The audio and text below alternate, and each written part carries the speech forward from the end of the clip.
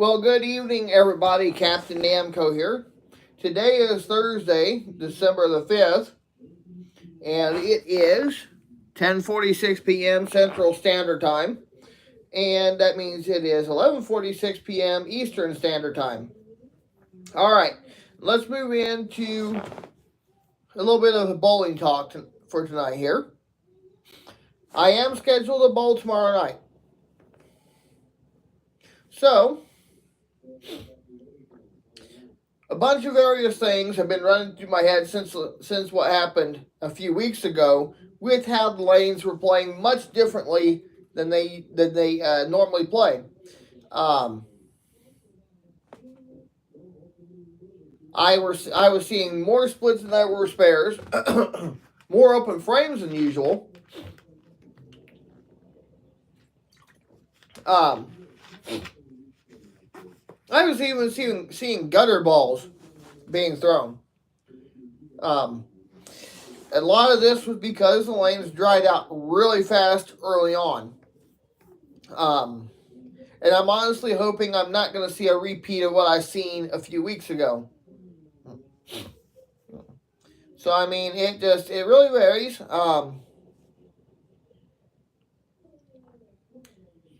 I figured there's going to be different factors to put in play here, and these factors are: did they change the oil pattern?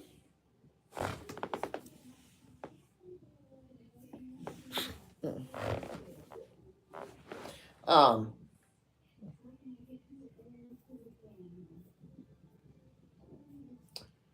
like I feel like that the oil pattern was changed, and it was done without warning, so it put a bunch of bowlers out in limbo, pretty much lost and unsure what they needed to do or what kind of ball they needed to throw. So everybody struggled a few weeks ago, and everybody did not bowl good at all. As a result, my average did end up dropping a couple of pins. So heading into tomorrow night, my average is 174. Heading into tomorrow night's game, um, I feel like I said, the oil pattern was changed to where there's only oil about 37 feet down the lane, and on the back side of it, it's dry. uh,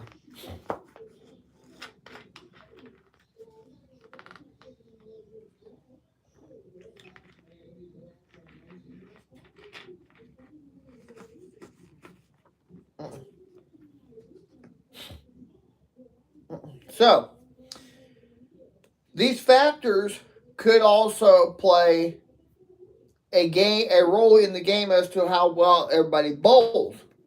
So if you're bowling on a shorter oil pattern, you're going to need something to compensate for it, or adjust the way you throw the current one ball that you have. Um,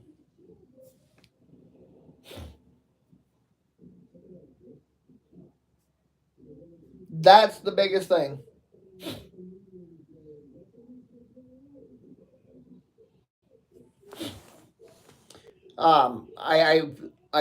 I was completely lost. I'll just say that.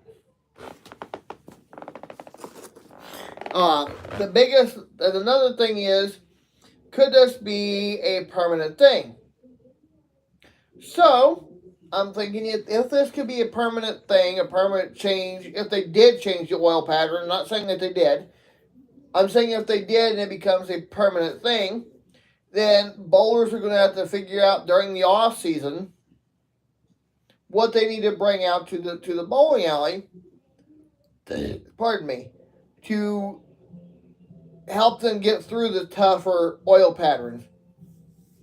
Um, I mean, with somebody like me with just one ball, or two balls is what I got, but the other one's at home. So I'm basically limited to that weak piece of junk ball I got at home versus my Roto Grip hybrid.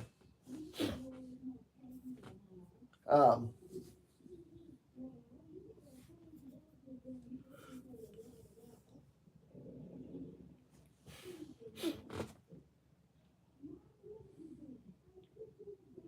I also have my my Lane One buzzsaw,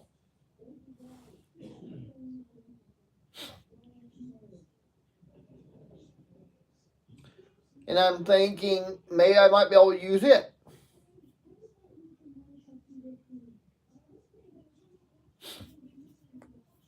So that's going to be something I toy around with during the off season. If I can use that ball without it cracking,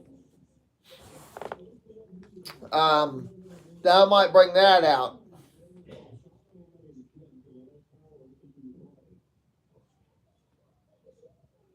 So there's, like I said, these are factors I'm going to have to, put into consideration what may be a permanent thing or a temporary thing.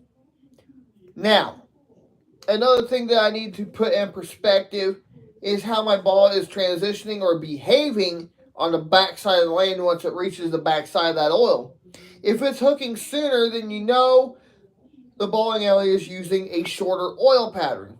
Most bowling alleys have oil all the way down the whole entire length of the lane. Whereas park lanes over in Newton, Illinois, usually just oils their lanes about 37 feet down the lane.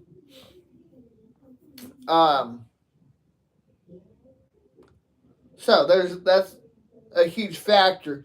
If there's little to no oil out there, it's gonna play a huge factor in people's game, and it will dictate how people will end up bowling that night. And like I said, I personally feel like if they did it on purpose later on in the season to throw people's game off, it worked.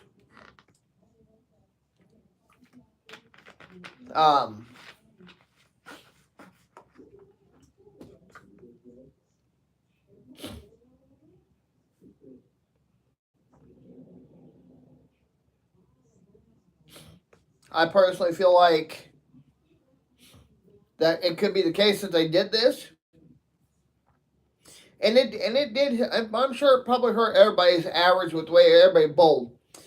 Someone said a few weeks ago lanes 23 and 24 was pretty horrendous as far as how dry the dryness of the lane.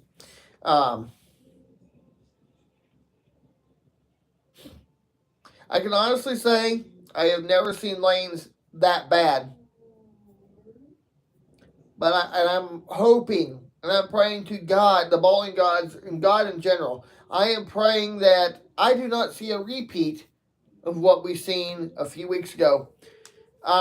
Regardless, I will have to make some bowling clips. That way I can take a little bit of a note, a mental note, how my ball's transitioning down the lane.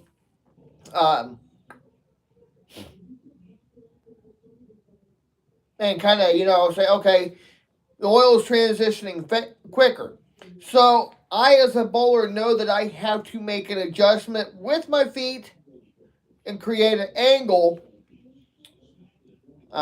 for my ball to be able to drive through the pins. So there's that. I just wanted to update everybody. Thanks for watching. And as always, before I go, I just want to remind you guys that Jesus loves you and God bless.